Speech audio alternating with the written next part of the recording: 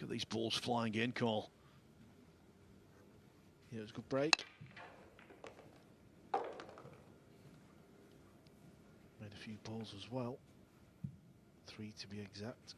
But we can all see the problem. The red 3 is the lowest ball on the table. You must always shoot the lowest ball first. And if you do pot another ball after contact has been made, you stay at the table. This is quite an arcane question, but I'm going to ask anyway. You've seen pretty much everything. In snooker, certain players suffer from colourblindness, and that means they have to ask when the brown is close to the reds whether it is the brown or the reds. Have you ever seen a player go for the incorrect ball? I think I've seen them go for the incorrect ball because of not the reason of being colourblind, just kind of not spotted the ball on the table. I've seen it a few times.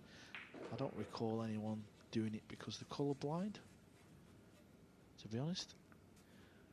So basically they just don't realise the correct ball is there and go for the wrong target.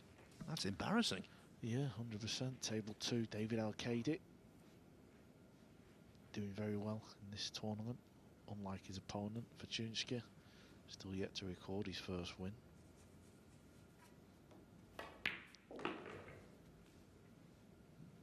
Tough shot, Kaci's face with. Played a good bank shot on the 3. Just not really happened. He won his opening match of the event against Lucius Yap. Since then, it's been a bit of a nightmare, but he does have plenty of matches to play. He's only a third of the way through. That was a real nice pot on the 4 ball. One thing in his favour, as we see David Al-Qaedi get off the mark in this match against Mieszko Fortunski. One thing in Eklent Kaci's favour, doesn't seem the panicking sort.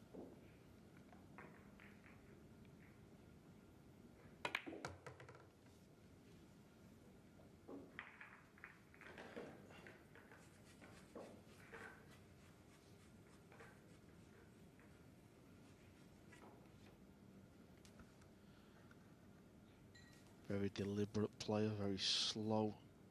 Takes quite a long time when he's down on the shot. He has played around with that over the last few years, but it's his strength. Doesn't miss many balls, so why change it? Maybe he's seeking perfection, like the tattoo on his neck.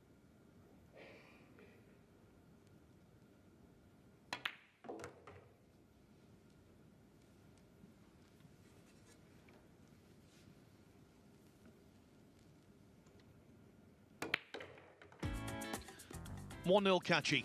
He's a young man who's already done big things.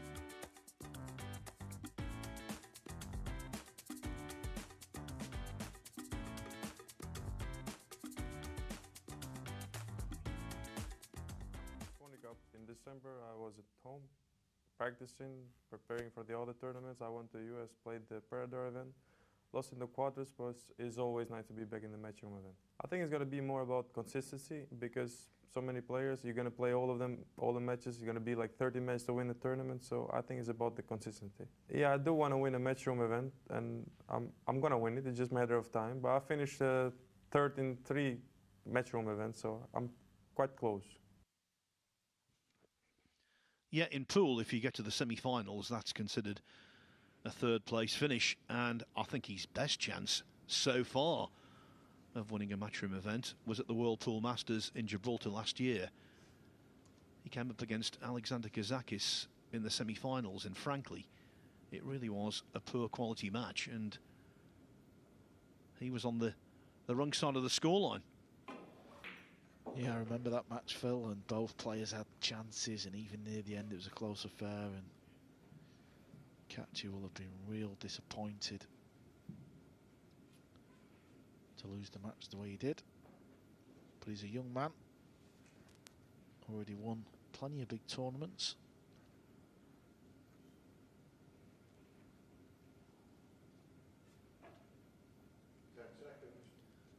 Well, he won international events as a teenager. I think one of the great achievements ever, wasn't it? Wu Cha-Ching winning the World 9-ball and World 8-ball titles in the same year when he was 16. That's hard to comprehend. Second rack. Yeah, Francisco I Sanchez remember Ruiz, the break.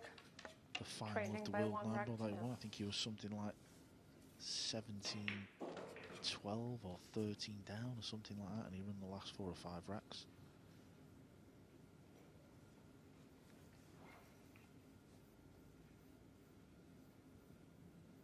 Still a class player in all, Wu.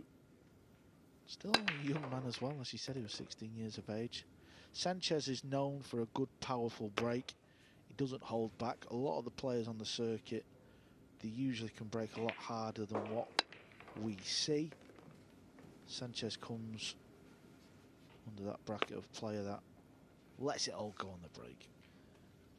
I was going to say, Carl, in your humble opinion, but then I thought, well, you've never been humble, so I'll just say, in your opinion, who's got the most powerful break? I think the most powerful break in the game at the minute would be Jeffrey De Luna. And if you've never watched Jeffrey break, I suggest you try and find a video, because he throws everything at the break. His full body goes into the break and he jumps up in the air. And Sanchez is jumping this with a full cue. Good shot. Used his break cue there. The reason why is because of the distance he had to travel. So he didn't need the cue ball to jump very high. He just had to get it jumping probably over half of the 8-ball. So he only had to jump a little bit. And the break cue is a really hard tip, as opposed to your playing cue, what's got leather on it. The break tip is really hard, and almost the chalk doesn't really stick on a break cue properly, just a little bit goes on it. So automatically when you strike down on the cue ball, it jumps a little bit. It was a great shot, wasn't it?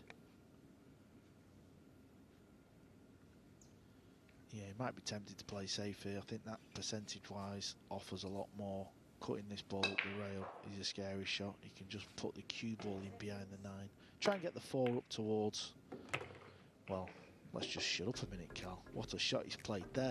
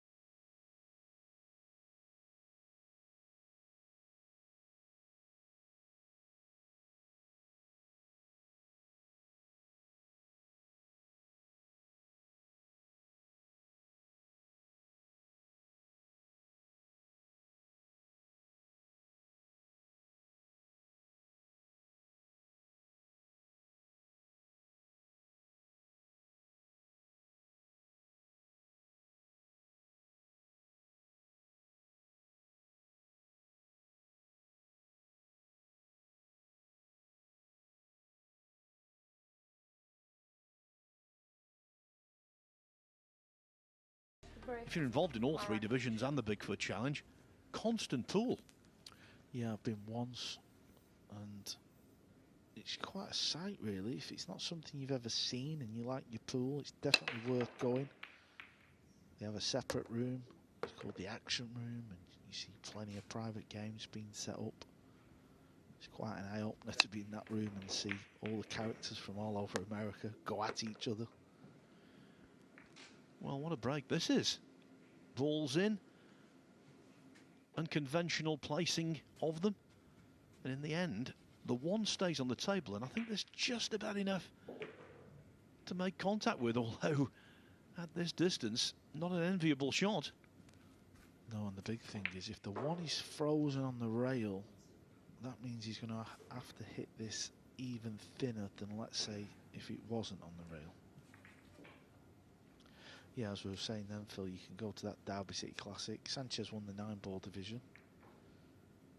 It was the first ranking event of the year. 10 seconds. It was frozen on the rail, and that was the problem. He had to pot it clean, and he didn't. He hit the one ball a little fat. And that just shows you again the pocket. It's not swallowing the ball up.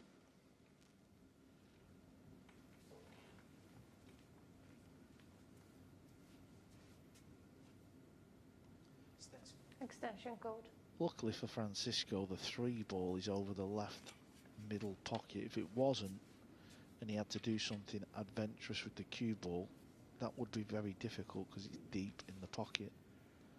And he's striking down. Now he can just get it away from the 6. Just like so, and he's got a shot on the 3.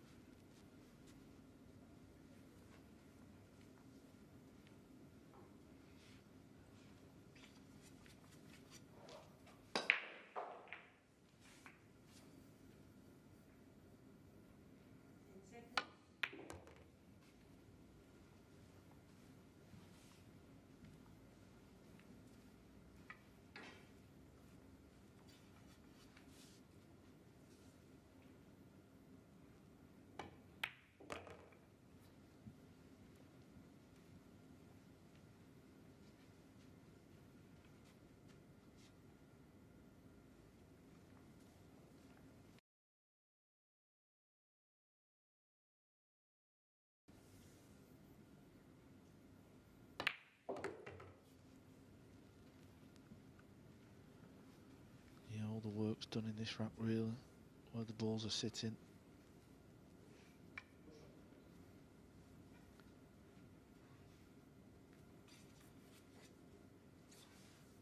Day 3 here at the Predator Premier League pool. Brought to you by Matchroom Pool.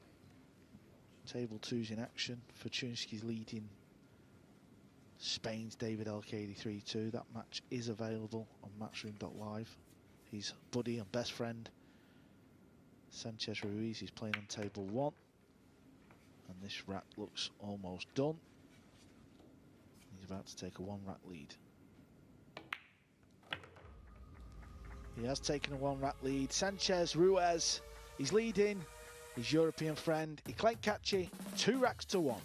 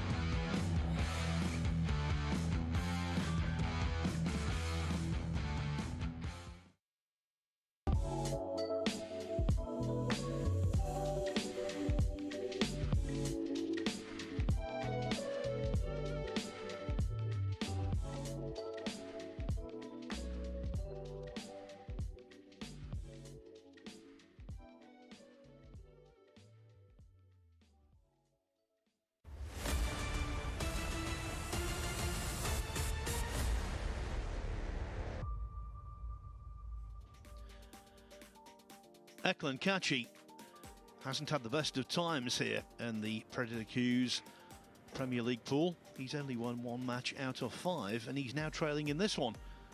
Francisco Sanchez Ruiz 2-1 up in the early stages of this race to 5. The score on the other table, it is now Mieszko Fortunski 3-2 up on David Al-Kaidi, although Al-Kaidi has got an obvious chance to tie the scores at 3-3. Al-Kaidi pretty much has 1 foot and several toes in the next phase already. But of course you keep going and going, trying to accumulate as many wins as possible, because when we go from phase 1 to phase 2 and then into phase 3, all results will be carried over. So what you do here could have a big impact much later in the tournament. It's an 8-day event. It concludes next Monday, and this is day 3. Francisco Sanchez Ruiz to The opening round robin phase takes up 5 days. Phase 2, a couple of days. And there's a final round robin group involving 6 players to determine the leading 4 who will take part in the knockout semi-finals and then ultimately the final.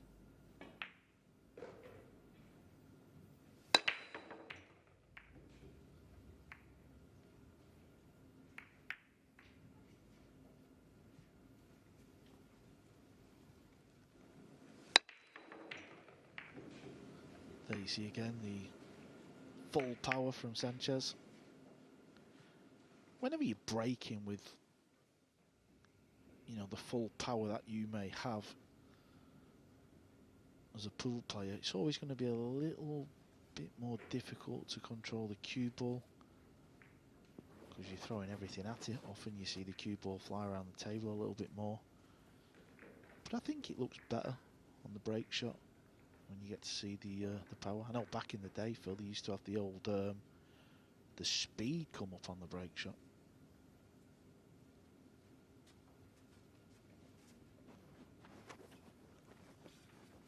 Yes, we tried something similar in snooker a few years ago, and it seems as though when you hit a ball really hard on a table, whether it's pool or snooker, it goes so rapidly, and yet I think it's a little deceiving because it's over such a short span. Trying to get the cue ball in behind the 3, which is done. Where's the 1 ball going? Nice shot there. Real nice cue ball control. He was relying on all about the cue ball because he wasn't sure where the 1 was going to finish.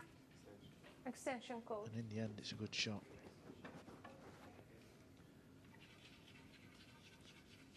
Kaci didn't say extension so much as groan it. Extension. He's not happy. I've been there myself. Not very enthusiastic when things are not going your way.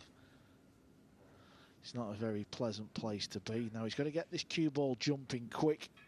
That's why he's more elevated on this shot. He's took the little extension off the cue, and he's even looking at playing the dart shot because he's got to get this cue ball jumping real quick. Otherwise, he will foul. Foul shot. Ball in hand. Well, he got it moving, didn't he? Oh, and he throws the cue ball in disgust. Might get a little warning for that. Please. Well, I think he should get one. Because he basically got the cue ball out of the pocket. That's fine, that happens a lot. But he got it out with the intention of doing that petulant act.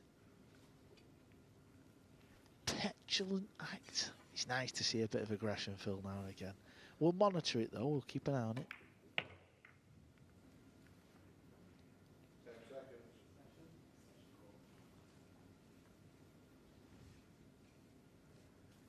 I'm not offended by it, but I think it was a breach of etiquette, don't you? Etiquette? What's that, Phil?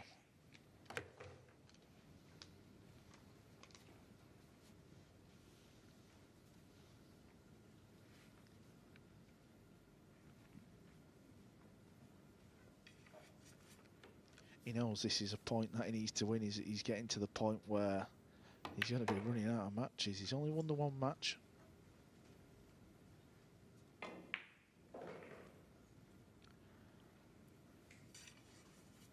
And you would have backed Kaci to make the top 10 come the end of group stage 1, that's for sure. Yes, I think everybody's idea of the top 10 would have been slightly different, but Kaci would have appeared in virtually every list, certainly mine.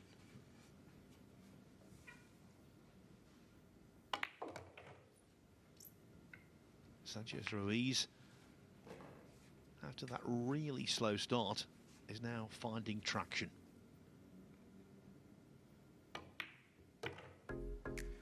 "3-1" it is for the man who beat Joshua Filler in that Derby City Classic 9-ball final. Just looking at the entry numbers, 470. So to come through a field like that is noteworthy. Now here on table 2, are we going to see perhaps a eureka moment? Mieszko Fortunski has 8 and 9 ball to take a 4-3 lead over David Al-Kaidi. And if he does win, it would make Max Lechner feel even worse.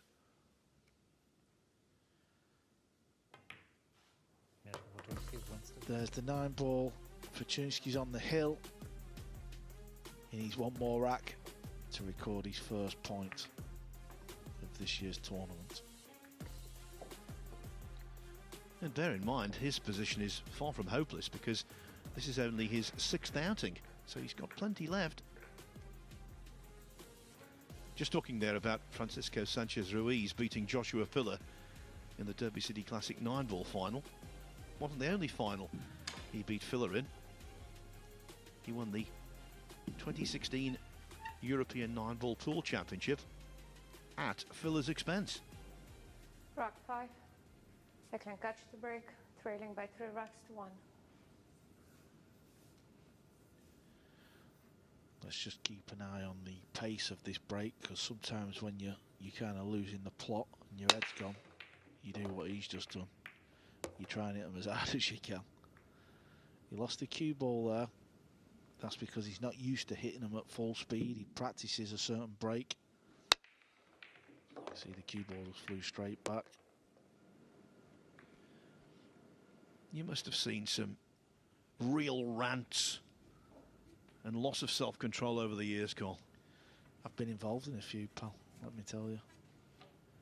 It's not easy. You know, at the end of the day, these pool players travel all over the world.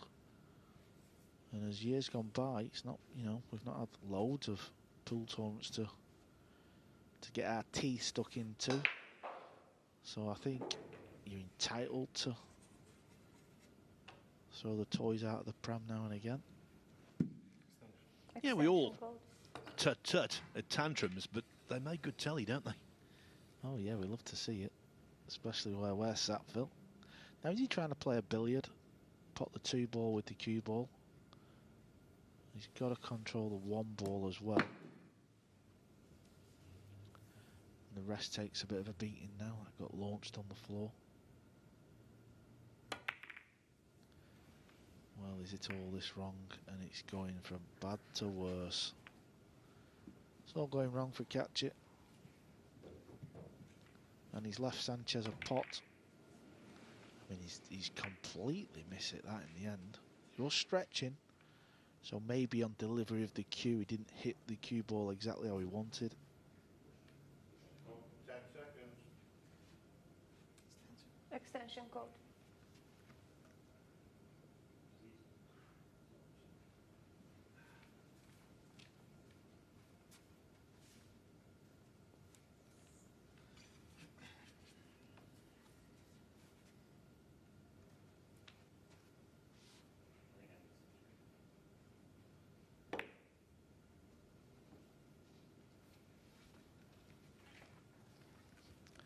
So he played a good cue ball.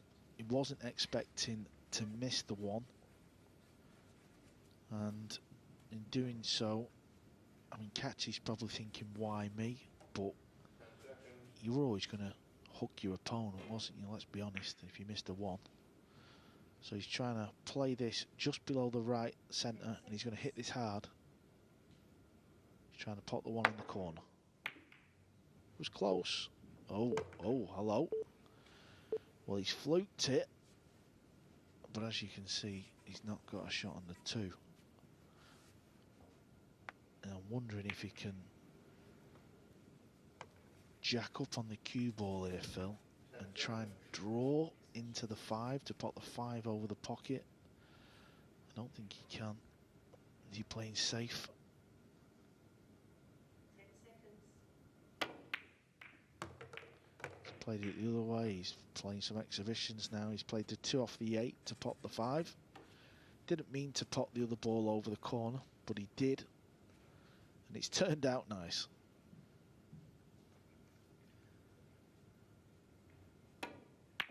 Well, of course, Carl, you live in Blackpool these days, and another famous resident of Blackpool many years ago was George Formby. He used to say, turned out nicely. Sure, that shot didn't turn out nicely because he was playing for the 8 in the other pocket. Now he's going to have to hit this really hard. He's got to try and get back down table for the 9. 10 seconds.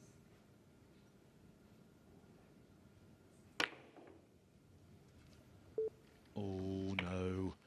Half shot. Eklent Kaci has got a 50-mile exclusion zone around him at the moment. He wants to concede this rack, Rack conceded. and he has done. He is one very annoyed individual. He falls 4-1 adrift, and right now, I'm glad the commentary box is some distance from the arena.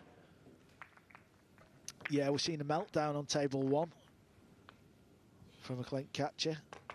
Over on table 2, David Al-Qaedi's just attempted a jump shot to pop the 8. He made it, but he's going to need another good shot here because this is what he's faced with. The jump cue stays in his hand. He's trying to pop the 1 in the top left pocket. 10 seconds. Oh, fabulous shot there from 2-time Masters champ to stay at the table. He's going to need another good shot though. Well, after that spectacular effort, he deserved a lot more positionally.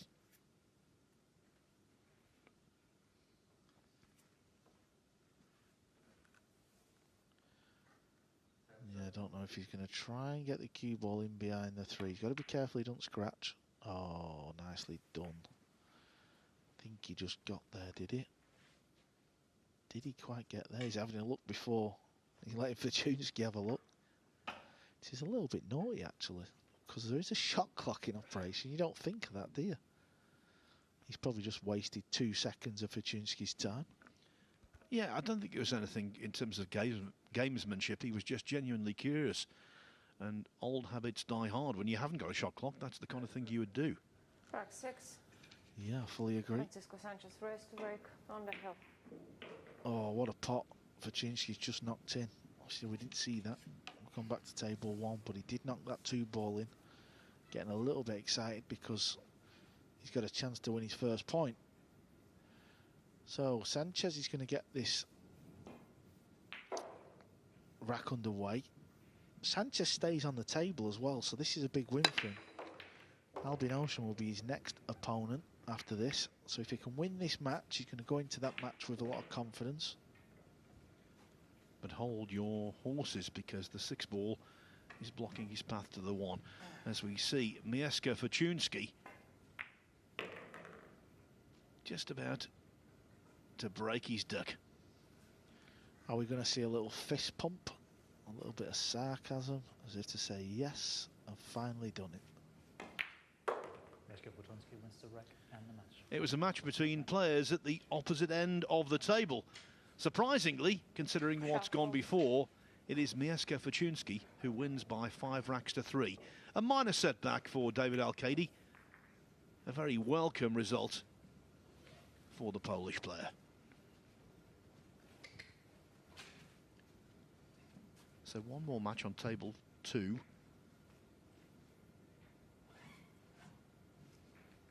Later on. One more match to complete the session. It will be Naoki Oi against Kelly Fisher. And it's a big match for Kelly, that. Late last night she was up to number 7. She's now dropped out of the top 10, but that's due to not playing a game, of course. But it is a big match coming up for Kelly. She's been going along nicely. Kaci just looks like he wants to unscrew the cue and go and get some lunch.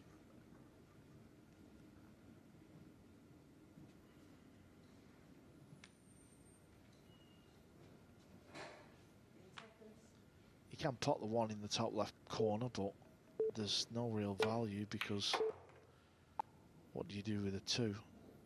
So he's potted it and just flung the cue ball round the table. Would have liked that to have stopped actually. So he could play a real nice hook. I think he can still get there, but he kind of looks like he's lost the plot a little bit, doesn't he, Phil? Where he's not giving it 100% now. Yes, and if you lose the plot, it's hard to get back. Stand by your beds, folk. This is going to be hit very hard cross bank, trying to make it in one of the middles, one of the side pockets.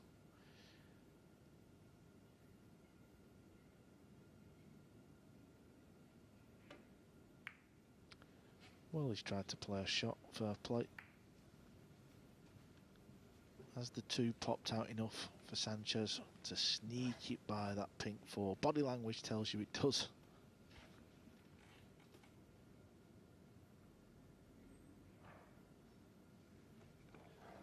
I think it does go, Cole, although one has to say that the way things are going for Eklent Kaci, I think if he'd played a perfectly reasonable shot, the body language would be just the same. He's not a happy camper.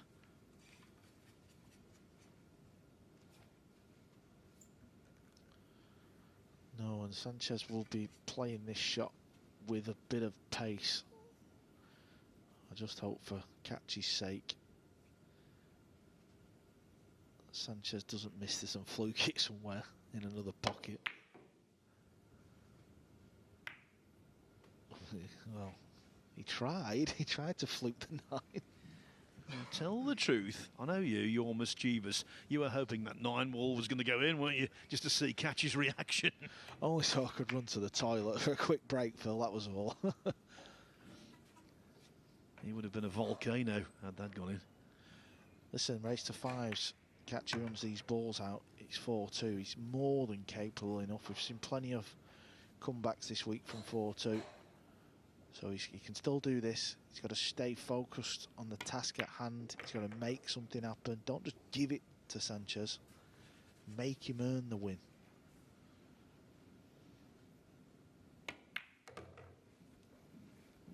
Yes, and for all of our jocularity, if Kaci pots this 9-ball, which he has done at maximum speed, he could still turn this match around, and with it, turn around his fortunes in general.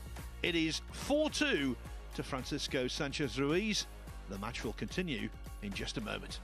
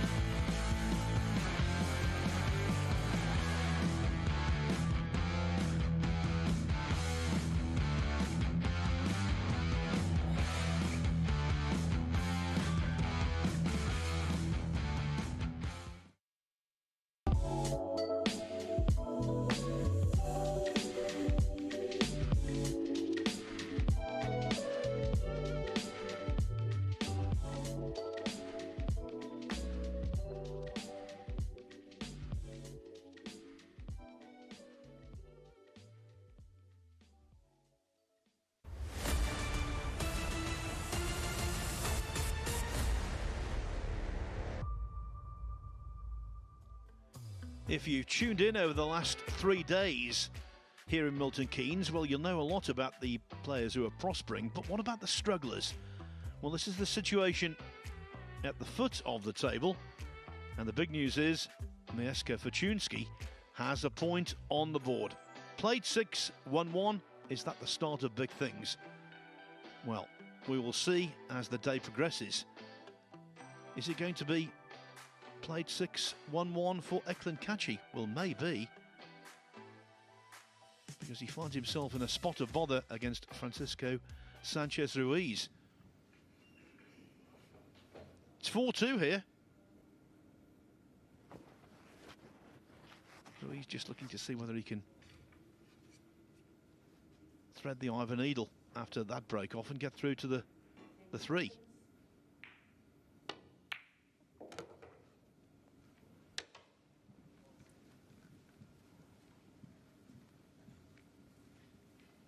Yeah, this is looking worrying now for Kaci. And he knows it. He's sat there just looking anywhere but the table. And he's thinking, where does it all go wrong in the opening 3 days? Amazing, really. He won his first match. He beat Lucius Yap 5 racks to 1, Phil. Francisco Sanchez Ruiz match. And he's give the match up with 3 balls left. He has seen enough. He wants out of this arena.